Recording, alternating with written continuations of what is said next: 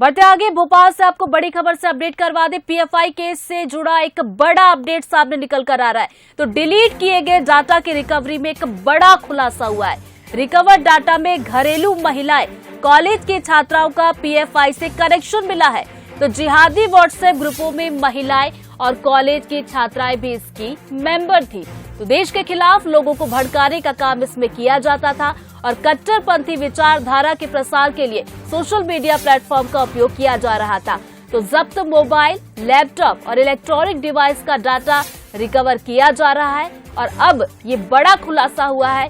Bansal news आप तक ये बड़ी अपडेट पहुंचा रहा है। तो 30 सितंबर तक रिमांड पर है पीएफआई के 4 लीडर्स। तो मध्य प्रदेश एटीएस चारों आरोपियों से पूछताछ कर रही है। तो आपको बता दें कि हफ्ते भर में देश के अलग अलग राज्यों में पीएफआई के ठिकानों पर एनआईए, ईडी ने दबिश दी थी और बड़ी कार्रवाई देखने को मिली थी। पीएफआई को 5 साल के लिए बैन कर दिया गया। मध्य प्रदेश की बात की जाए तो यहां से पीएफआई के 4 लीडर्स को हिरासत में लिया गया था, उनसे पूछताछ की जा रही थी। जो डेटा रिकवर हो रहा था उसमें एक बड़ा खुलासा हुआ है, जो बंसल न्यूज आप तक पहुंचा रहा है कि इसमें कॉलेज की छात्राएं और साथ ही साथ घरेलू महिलाएं भी थी, जो देश विरोधी गतिविधियों में शामिल थी। तो रिकवरी डाटा रिकवर किया गया है। अभी भी इस पर काम चल रहा है। तो एक बड़ा खुलासा यहां पर हुआ है। तो मध्य प्रदेश एटीएस इन चारों से इस वक्त पूछताछ कर रही है। देखने वाली बात होगी कि क्या कुछ और बड़े खुलासे इसमें सामने आ सकते हैं। तो फिलहाल ये बड़ा खुलासा यहां पर हुआ है कि 4 लीडर्स की जो गिरफ्तारी हुई थी, डेटा रिकवर किया जा रहा था, जो उनसे इलेक्ट्रॉनिक गैजेट्स, मोबाइल जब्त किए गए थे, उसमें ये बात सामने निकल कर आई है।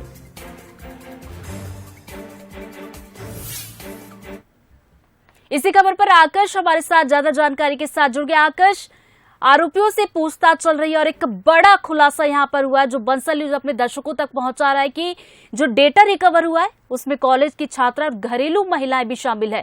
अब इन तक कैसे पहुंचा जाएगा, इसके लिए क्या रणनीति तैयार की जा रही है?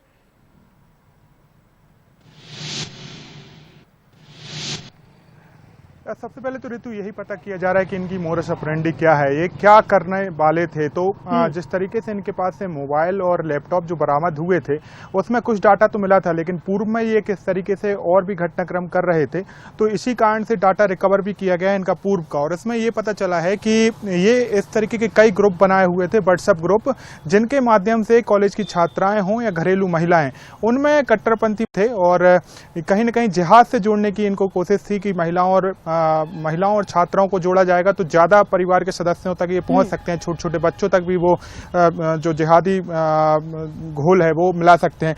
कहीं ना कहीं यही कारण है कि अब डाटा रिकवर हो रहा है, इसमें बड़ी संख्या में कई खुलासे हो रहे हैं। सबसे महत्वपूर्ण बात यह है कि अभी तक जो पता चला है कि जो यूट्यूब पर जिस तरीके से जो लीडर है main popular front of India Madhya Pradesh के, उसमें यह भी पता चला है कई IAS या अन्य कट्टरपंथी संगठन जो हैं, देश विरोधी संगठन है, उनके वीडियोस भी लगातार सर्च किए जा रहे थे। कई वीडियो कॉलिंग भी इनके द्वारा बाहरी देशों में की गई है। उसके बारे में अभी तक पुख्ता जानकारी नहीं दी गई, लेकिन सूत्रों के हवाले से ये भी मेरे पास जानकारी आ रही है। लेकिन अभी ये जरूर पता चल गया है कि व्हाट्सएप ग्रुपों के माध्यम से ये जिहाद जो फैलाना चाहते हैं उसको लेकर ये महिलाओं को और खासकर स्कूल कॉलेज की छात्रा हैं उनको व्हाट्सएप ग्रुप में ऐड करके रखे थे और कुछ वीडियो और सोशल मीडिया के द्वारा कुछ ऐसे पोस्ट उसमें शेयर करते थे जिससे लोगों को भड़काया जा सके। ऋतु, आकाश, इसके पहले भी मैंने ये सवाल किया था, दोबारा ये सवाल दोहराना चाहूंगी। जो पीएफआई कनेक्शन निकल कर आ रहा है छात्राओं और घरेलू महिलाओं का, इन तक अब कैसे पहुंचा जाएगा?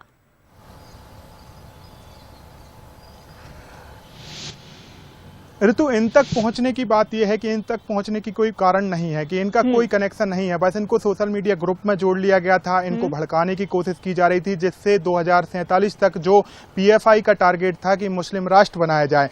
ऐसे में कैसे बनाया जाए, कैसे जिहाद का घोल फैलाया जाए, पीएफआई के जो कार्यप्रणाली है उसको किस तरीके से लोगों तक पहुंचाया जाए, इसको लेकर ये लोगों को ज्यादा से ज्यादा ग्रुपों में ऐड करते थे और जो इनकी भड़काऊ पोस्ट हैं, वीडियोस हैं, जिससे ये इस्लाम के प्रति कट्टरपंथी सोच वो दूसरों में डाल सकें।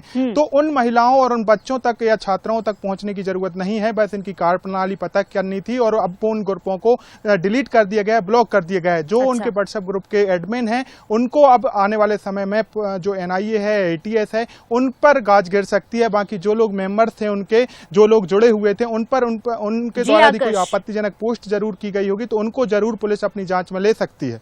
जी बिल्कुल, तो पूछताछ अभी भी चल रही है और भी बड़े खुलासे हो सकते हैं और इस खबर पर पल पल के अपडेट हम आप तक पहुंचाते रहेंगे। बहुत बहुत शुक्रिया आकाश आपका जानकारी के लिए।